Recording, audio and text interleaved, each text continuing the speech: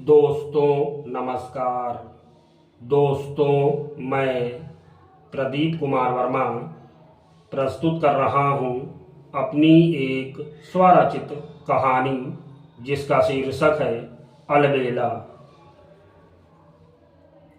अचानक ही श्यामू की नज़र सड़क के किनारे लगे एक बहुत ही पुराने देसी आम के पेड़ पर लगे हरे हरे आमों के बीच एक पीले आम पर जा पड़ी तो उसका मन ललचा आया और उसने तुरंत ही अपनी साइकिल रोक दी।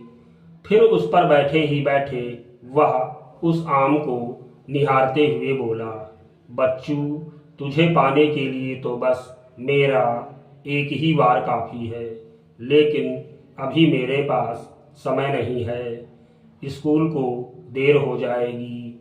तुझे तोड़कर फिर खाने में मुझे कुछ तो समय लग ही जाएगा।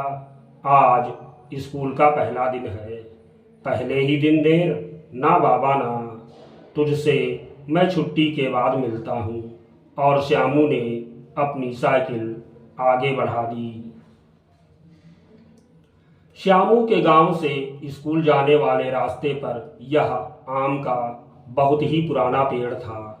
इस पेड़ के आम पकते जाने पर गांव के बच्चे तोड़कर या आंधी आदि में गिर जाने पर बीन कर खाते। अभी इस समय इसमें लगे लगभग सभी आम कच्चे ही थे।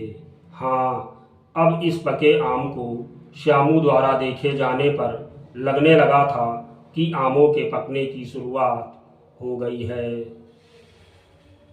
आज 1 जुलाई का दिन था। लगभग 1.5 महीने की गर्मियों की छुट्टी के बाद आज स्कूल खुले थे तो श्यामू बड़े ही उत्साह से नहा धो तैयार होकर स्कूल के लिए चला था और रास्ते में उसकी नज़र इस पके आम पर जा पड़ी थी।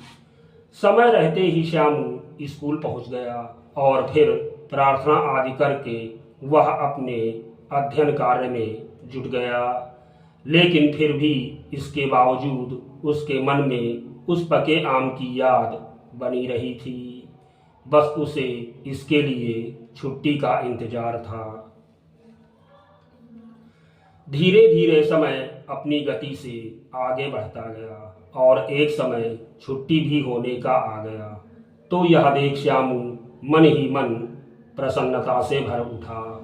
उसकी आंखों के सामने इस समय सिर्फ और सिर्फ बस वह पेड़ पर लगा पका पीला आम ही घूम रहा था। बस कुछ ही मिनट, कुछ ही क्षण।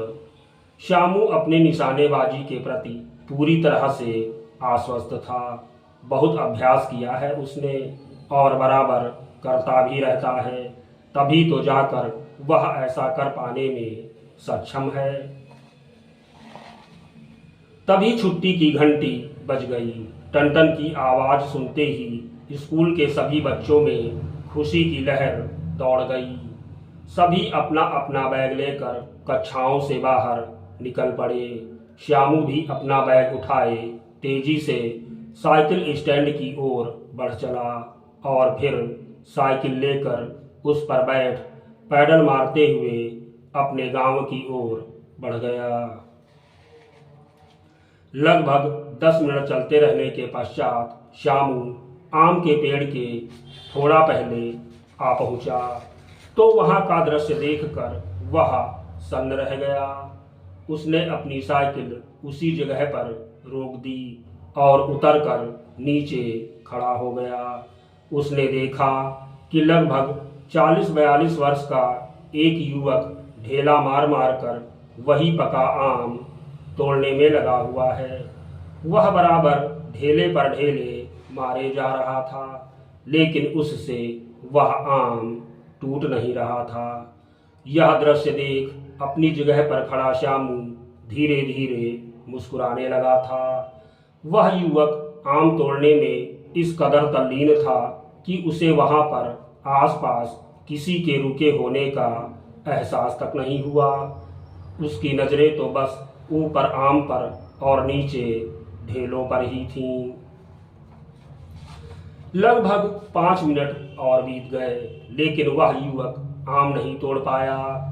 लेकिन उसने अभी हार नहीं मानी थी और वह बराबर अपना प्रयास जारी रखे हुए था। इधर श्यामू के मन मस्तिष्क में तो अब कुछ और ही चलने लगा था। वह चाहता तो अपने लिए आम तोड़ लेता, लेकिन उसने ऐसा नहीं किया। वह उस युवक की मदद के लिए तैयार हो गया। उसने अपनी जगह से थोड़ा आगे आकर जमीन पर से एक ढेला उठाया और उस युवक के ढेला फेंकने के साथ ही निशाना लेते हुए बड़ी ताकत से अपना ढेला उस आम की ओर फेंक दिया। श्यामू का ढेला सीधा जाकर आम की डंठल पर जा लगा और आम सीधा जमीन पर आ गिरा, जबकि उस युवक का ढेला करीब करीब आम के पास से गुजरता हुआ आगे निकलता चला गया। यह दृश्य देख श्यामू के चेहरे पर जीत की खुशी साफ झलकने लगी थी, जबकि उस युवक को यह समझते देर न लगी कि यह दूसरा ढेला पीछे से किसी और ने चलाया है, जिसके कारण ही यह आम टूटकर नीचे आ गिरा है। उसने पीछे मुड़कर देखा तो मुस्कुराता हुआ श्यामू उसकी ही ओर देखे हुए नजर आया।